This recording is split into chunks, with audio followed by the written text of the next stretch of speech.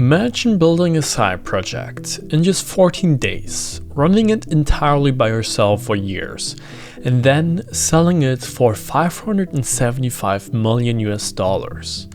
That's exactly what Markus Frind did with his site called Plenty of Fish, one of the earliest and most successful online dating platforms. This is the story of how he went from a regular guy in Canada with very basic coding skills to making 575 million US dollars when he cashed out his side project. Markus Frind was born in 1979 in British Columbia, Canada. He isn't a business genius and he didn't grow up in a wealthy family. According to a 2014 interview with Business Insider, he basically stumbled into programming. He studied computer system technology at the British Columbia Institute of Technology, and after graduating, he worked regular programming jobs. Nothing special, just coding work that paid the bills. But here's what set him apart. Markus wasn't a type who wanted to grind away at corporate jobs forever. He once told Inc. magazine that he hated job interviews and the idea of working for someone else long term. So when he thought about building something, it wasn't out of some grand vision of changing the world. It was more like, how do I create something that makes me money while letting me live life on my own terms? That mindset, wanting independence and efficiency over prestige, shaped everything he did. In 2003, Markus was a 24-year-old programmer living in Vancouver. He wanted to learn a new programming language called ASP.NET, and instead of reading books, he decided to build something. He decided to build a dating site. It wasn't because he was obsessed with dating or saw some massive untapped market. As he admitted in multiple interviews, it was almost random. What's wild is that Plenty of Fish started as a side project. Markus didn't raise money, didn't write a business plan, and didn't even expect it to succeed. He just coded it within 14 days on his laptop, working alone from his small apartment. And here's where Markus' site was already set apart to other dating sites back then. Unlike Match.com or eHarmony, which were charging hefty monthly fees at that time, Markus made Plenty of Fish completely free. And back in the early 2000s, that was revolutionary. According to The Guardian, users flocked to it simply because there were no entry fees. Why pay $30 a month when you could message people for free? But of course, free platforms need money to survive. Markus leaned into Google Ads, which had just launched in 2003. That program allowed website owners to earn money by showing ads targeted to their audience. By 2004, his app was making enough money for him to quit his day job. Frind was running everything himself, coding, customer service, marketing, all from his apartment with just Google Ads revenue. No employees, no investors, and no debt. According to Forbes, by 2006, Markus was already making around 10 million US dollars a year in revenue. He later said he worked maybe an hour or two a day on maintenance, leaving him free to travel or hang out. This is the definition of a lifestyle business, but one that was really printing money. What really made it work was his obsession with efficiency. Markus coded the site so lean that it could handle millions of users without needing big teams or expensive servers.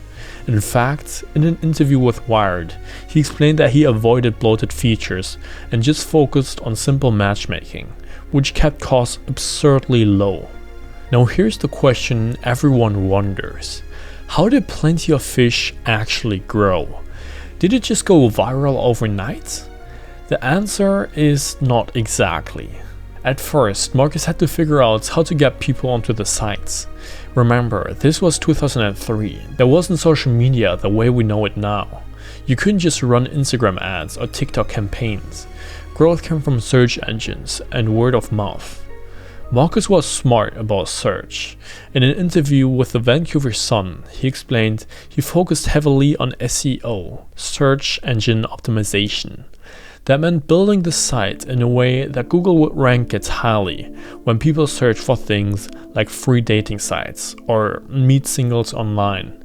And because Plenty of Fish was completely free, different to the competitors, users who searched those keywords almost always clicked.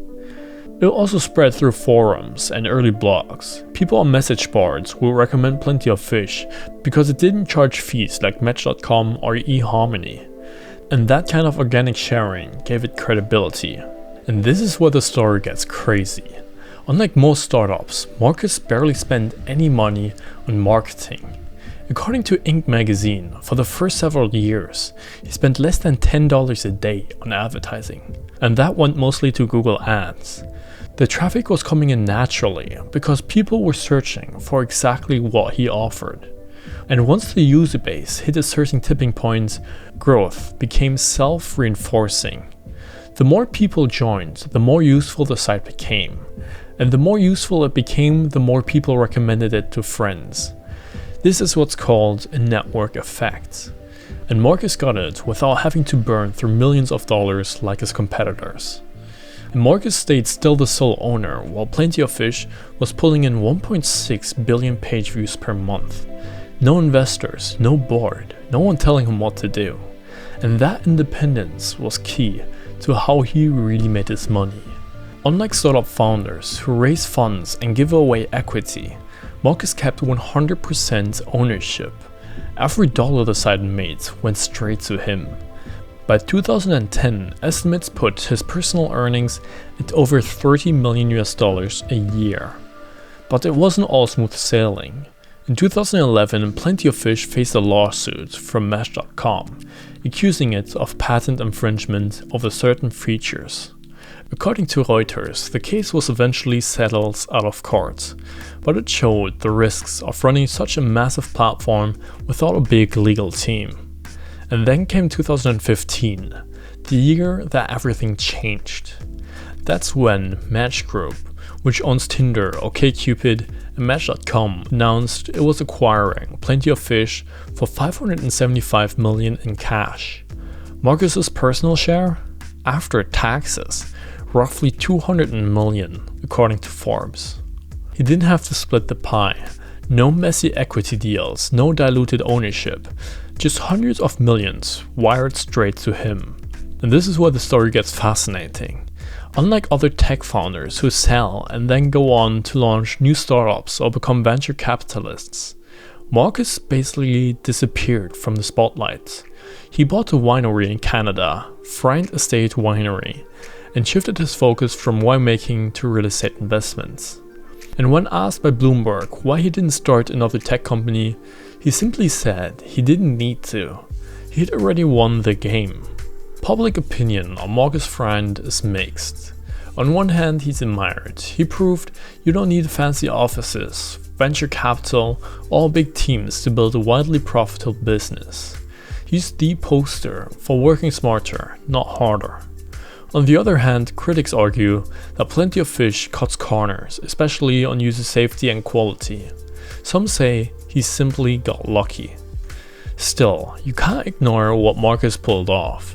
He built one of the most profitable one-man operations in history. So how did Markus Frind really make $575 million? Not by chasing venture capital, not by grinding 100-hour weeks, and not by building the flashiest product. He did it by moving fast, keeping things simple, and being focused on profit. He built a product people actually wanted, monetized it with ads at the exact right time, and kept full ownership until the day he sold.